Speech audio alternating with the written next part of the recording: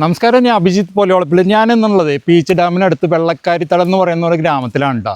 എൻ്റെ പുറകിൽ നിങ്ങൾ കണ്ട ഒരുപാട് തെങ്ങുകൾ വീണ് കിടക്കുന്നത് ഇതൊരു പരിസരത്തിൻ്റെ, അതായത് ഈ നാട്ടിലേക്ക് ഉണ്ടായൊരു വലിയൊരു ദുരന്തം എന്ന് തന്നെ പറയാം. അപ്പോൾ ജനങ്ങൾക്ക് ഇവിടെ ജീവിക്കാൻ പറ്റാത്ത ഒരു അവസ്ഥയിലാണ് നടക്കുന്നത്. അപ്പോൾ നമ്മൾ അതിൻ്റെ വിശദ വിവരങ്ങളാണ് നമ്മുടെ വീഡിയോയിൽ ഇന്ന്. ഈ ഗ്രാമത്തിൽ, ഈ വെള്ളക്കാരിത്തടം ഗ്രാമത്തിൽ വലിയ ദുരന്തമാണ് നടന്നുകൊണ്ടിരിക്കുന്നത്. അതായത് ഈ ആൾക്കാർ മുഴുവൻ കൂടി നിൽക്കുന്നത്, അതാണ് സംഭവം. ഇവർക്കും നമ്മളോട് ഒരുപാട് കാര്യങ്ങൾ പറയാനുണ്ട്. അതായത് ആനയുടെ ശല്യമാണ്, ഇവർക്ക് ഇവിടെ ജീവിക്കാൻ പറ്റാത്ത അവസ്ഥയാണ്. ചേച്ചി, എന്താ സംഭവിച്ചിരിക്കുന്നത്? എന്നും ഡെയിലി ആന വരലാണ്.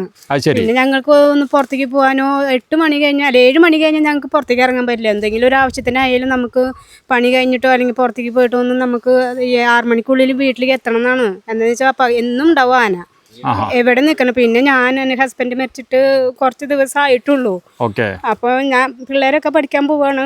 അപ്പോൾ ഞാൻ മാത്രമേ ഉള്ളൂ വീട്ടിൽ. അപ്പോൾ ആനയൊക്കെ വരുമ്പോൾ എനിക്ക് ഭയങ്കര പേടിയാണ്. പുറത്തേക്ക് ഇറങ്ങാനോ ഒന്നിനും പറ്റാത്തൊരവസ്ഥയിലാണ് ഞങ്ങൾ ജീവിക്കുന്നത്. നിങ്ങളോട് ഞങ്ങൾ അപേക്ഷിക്കുകയാണ് ഈ ആനയെ കുറിച്ച്. ആനയ്ക്ക് എന്തെങ്കിലും ഒരു ട്രെഞ്ച് കെട്ടി തരാനോ എന്തെങ്കിലുമൊക്കെ അധികം ഈ ഫോറസ്റ്റുകാർ ചെയ്തു തരണം എന്നാണ് ഞങ്ങൾ അപേക്ഷിക്കുകയാണ്. ഞങ്ങളുടെ ജീവിതം അതേപോലെ ദുരന്തത്തിലാണ്. ഇതായിട്ട് ബന്ധപ്പെട്ട് നിങ്ങൾ പരാതി കൊടുക്കുക, അങ്ങനെ എന്തെങ്കിലും സംഭവിച്ചിട്ടുണ്ടോ? ഞങ്ങൾ ആന വരുമ്പോ ഒക്കെ വിളിച്ച് പറയാറുണ്ട്. നിങ്ങളുടെ പറമ്പിലേക്ക് ആന വരാറുണ്ടോ? ആന ഡെയിലി വരാറുണ്ട്. ഞങ്ങൾക്കും കിടന്നുറങ്ങാനൊന്നും പറ്റുന്നില്ല. നേരം വെളുത്ത് വൈകുന്നേരം വരെ പണി കഴിഞ്ഞ് വന്നിട്ടുണ്ടെങ്കിൽ 7 മണിയാകുമ്പോഴത്തേനും ആന വരും. അത് കാരണം ഞങ്ങൾക്ക് കിടന്നുറങ്ങാൻ പറ്റില്ല. ഇടയ്ക്കിടയ്ക്ക് അനുസരിച്ചിട്ട് പടക്കം പൊട്ടിക്കലും അങ്ങനെയുള്ള കാര്യങ്ങളൊക്കെയാണ്. പിന്നെ കിണറ്റിൽ വന്ന ഒരു ആന വീണ് സർക്കാർ അതിനുള്ള സഹായങ്ങളൊക്കെ ചെയ്തു തരാമെന്ന് പറഞ്ഞെങ്കിലും അവരൊന്നും ഞങ്ങൾക്ക് ചെയ്തു തന്നിട്ടില്ല. ഇപ്പോഴും ആ കിണർ അതുപോലെ തന്നെ കിടക്കുകയാണ്. നിങ്ങളിത് പരാതി കൊടുത്തു പറയേണ്ടി, ഈ പരാതി കൊടുത്തതിന് ശേഷം അവരുടെ ഭാഗത്തുനിന്ന്, ഡിപ്പാർട്ട്മെന്റിന്റെ ഭാഗത്തുനിന്ന് എന്തെങ്കിലും നീക്കുപോക്കുകൾ സംഭവിച്ചിട്ടുണ്ടോ? അവർ DFOയ്ക്ക് പരാതി കൊടുക്കാൻ വേണ്ടിയിട്ട് ഞങ്ങൾ DFOയ്ക്ക് പരാതി കൊടുത്തു. അപ്പോൾ അവർ അതിൻ്റെ അന്വേഷണം വന്നത് ഇത് പട്ടയില്ലാത്ത ഭൂമി ആയതുകൊണ്ട് ഞങ്ങൾക്ക് ഇതിനെക്കുറിച്ച് ഒന്നും ഞങ്ങൾക്ക് സഹായങ്ങളൊന്നും തരാൻ പറ്റില്ലെന്നാണ് അവർ പറഞ്ഞത്.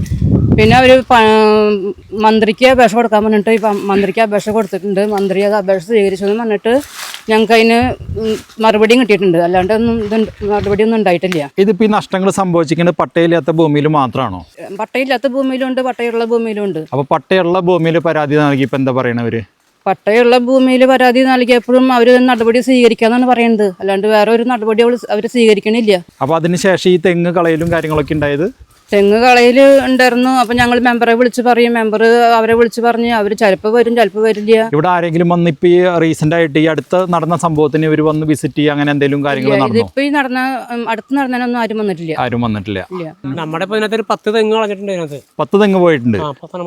ഓക്കെ. നിങ്ങൾ പരാതി കൊടുത്തിട്ട് അതിന് വല്ല റിപ്ലൈ വന്നോ? എത്ര ദിവസത്തിനുള്ളിൽ തീർപ്പാക്കും, അങ്ങനെ എന്തെങ്കിലും പറഞ്ഞോ? അവര് ചെയ്യാന്നാ പറഞ്ഞേക്കണത്. ഞങ്ങളുടെ വീടിന്റെ പരിസരത്തിൽ കൂടെ ഒക്കെ ആന വരുന്നുണ്ട്. തൊട്ടടുത്ത പറമ്പിൽ വരുന്നുണ്ട്. തെങ്ങ് മറിച്ചിടുന്നുണ്ട്. എൻ്റെ വീട്ടിൽ എൻ്റെ അമ്മയ്ക്ക് വയ്യ. എൻ്റെ ഭർത്താവ് ക്യാൻസർ രോഗിയാണ്. അവരെ എങ്ങനെ കൊണ്ടുപോകണം, എവിടേക്ക് കൊണ്ടുപോകണമെന്നൊന്നും എനിക്കറിയില്ല. ഞങ്ങളാകെ പേടിച്ചാണ് കഴിയണത്. എൻ്റെ മോൻ രാത്രി 9 മണിയാവും പണി കഴിഞ്ഞ് വരുമ്പോൾ. അതും വരുന്നത് നോക്കി ഞങ്ങൾ വഴിയുടെ അവിടെ ഇരിക്കുന്നു. അങ്ങനെ പേടിച്ചൊരവസ്ഥയിലാണ് ഞങ്ങൾ കഴിയണത്. ആരോട് പറഞ്ഞിട്ടും ഒരു പ്രതികരണവും അതിനുണ്ടാവുന്നുമില്ല. ഞങ്ങൾ തന്നെ ആന വന്ന് കളയണ തെങ്ങുകൾ വന്ന് നോക്കണു, പോണു. ഞങ്ങൾ വിഷമിച്ചിട്ട് പോണു. അതാണ് ഇപ്പൊ ഞങ്ങൾക്ക് പറയാനുള്ളത്. ഇവിടെ ഈ വനാതിർത്തിയിൽ ഫെൻസിങ് ചെയ്തിട്ടുണ്ടോ? അവര് കമ്പിവേലി ഇട്ടിട്ടുണ്ട്. അതിന്റെ എർത്തൊക്കെ പോയി കിടക്കുകയാണ്. അത് വാച്ചർമാര് ആന വന്ന് മറച്ചു കളയുമ്പോ വാച്ചർമാര് വന്ന് അത് കുത്തിച്ചാരി അവരുടെ കടമ അവർ നിർവഹിക്കുന്നു. ഫോറസ്റ്റുകാർ വന്ന് നോക്കണുണ്ടോ ഒന്നും ഉണ്ടോന്നും ഞങ്ങൾക്ക് അറിയില്ല. ശരിക്കും ഇത് വർക്ക് ചെയ്യണില്ല എന്നാണ് നിങ്ങൾ പറയുന്നത്? വർക്ക് ചെയ്യുന്നില്ല. എപ്പോ വന്ന് നോക്കിയാലും ആ സാധനം വർക്ക് ചെയ്യുന്നില്ല. അതിന്റെ കമ്പികളെല്ലാം നടുക്കത്തെ കമ്പിയൊക്കെ വിട്ട് കിടക്കുകയാണ്. അതുപോലും ഒന്നും അവരത് ശരിയാക്കാൻ വരുന്നില്ല. നിങ്ങൾ ഇത് ഫോറസ്റ്റ് സ്റ്റേഷനിൽ ഇൻഫോം ചെയ്യുക, അങ്ങനെ എന്തെങ്കിലും ഉണ്ടായിട്ടുണ്ടോ? അവരോട് പോയി പറയുക എന്തെങ്കിലും ചെയ്തിട്ടുണ്ടോ? അവരോട് വിളിച്ച് പറഞ്ഞിട്ടുണ്ട്. ആന വന്ന് വേലി മറച്ച് കളയുന്നുണ്ട് വന്ന് പറയുന്നുണ്ട്. അപ്പൊ അവര് 2-3 വാച്ചർമാര് വരും. അതൊന്നും അവര് കുത്തിച്ചാരി വെച്ചിട്ട് അവര് പോകും. ആന കാറ്റ് വരുമ്പോ അത് പിന്നെയും മറിഞ്ഞു വീഴുന്നു. ഇത് തന്നെയാ അവസ്ഥ. പക്ഷേ ഇതിന്റെ പ്രവർത്തനങ്ങളൊക്കെ കറക്റ്റ് ആണോ അല്ലേ എന്നുള്ളതൊന്നും ഇവര് നോക്കുന്നില്ല. അതിന്റെ കാലെല്ലാം ദ്രവിച്ചു പോയിട്ട് ഒന്നിനും കൊള്ളാത്ത അവസ്ഥയിലാണ് കിടക്കണത്. പണ്ട് ഇലക്ട്രിസിറ്റി ബോർഡ് ഒരു പോസ്റ്റ് അടിയുമ്പോൾ എന്താ ചെയ്യുന്നത്? വേറൊരു കമ്പിട്ട് കെട്ടിവെക്കും. അതേ അവസ്ഥയാണ് കണ്ടു. ഇതാണ് നമ്മുടെ സോളാറിന്റെ കാല്. നമ്മുടെ സോളാറിന്റെ അവസ്ഥ. ഇതെന്ത് ഈ പ്ലാസ്റ്റിക് ഒക്കെ ഇട്ടിരിക്കണം താഴെ കറണ്ട് അടിയിലേക്ക് പോകാണ്ടിരിക്കാനാണ്? ഇത് പുതിയൊരു കാലം അവര് കൊണ്ടുവന്നതാ. ഈ കാലൊക്കെ ചവിട്ടി പിടിച്ച് കളഞ്ഞു. അപ്പൊ ഇവിടെ കാലില്ല ശരിക്കും. ഇവിടെയൊക്കെ അങ്ങോട്ട് അത് തന്നെ അവസ്ഥ. ഒക്കെ വീണ് എടുക്കാണ്. കണ്ടോ കെട്ടി വെച്ചേക്കുക. ഇത് ഈ മരക്കമ്പ് കാലിന് വേണ്ടി സപ്പോർട്ട് കൊടുക്കുന്നതാണ്, ഒരു ആനേനെ തടയാൻ വേണ്ടിട്ട്.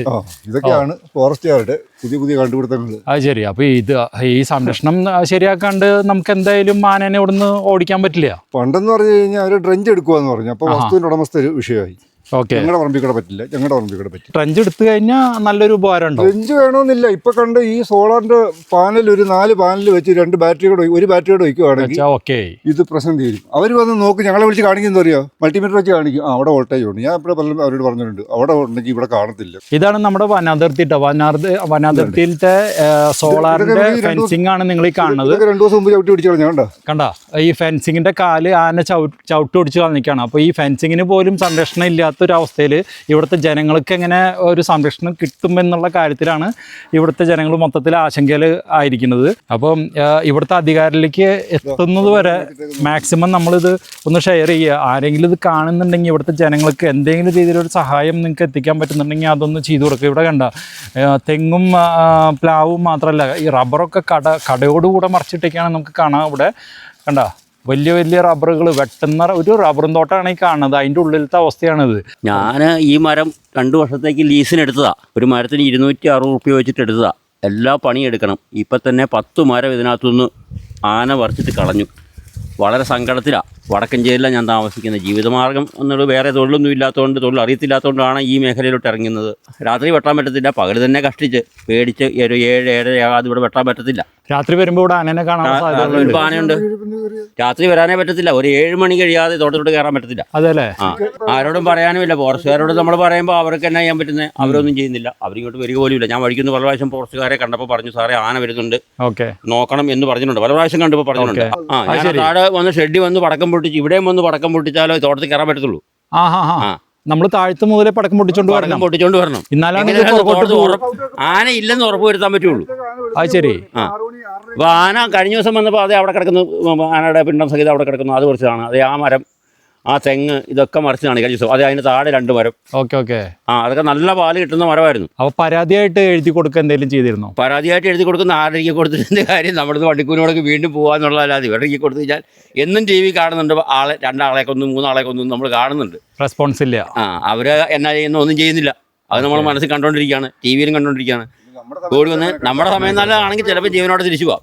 ഇവർ പറയണത് ഈ റബ്ബറിൻ്റെ തളിരെല്ലാം തിന്നാൻ വേണ്ടിയിട്ട് ഈ ആന വന്നിട്ട് ഈ റബ്ബർ മറിച്ചിടാണെന്നാണ് പറയണത്.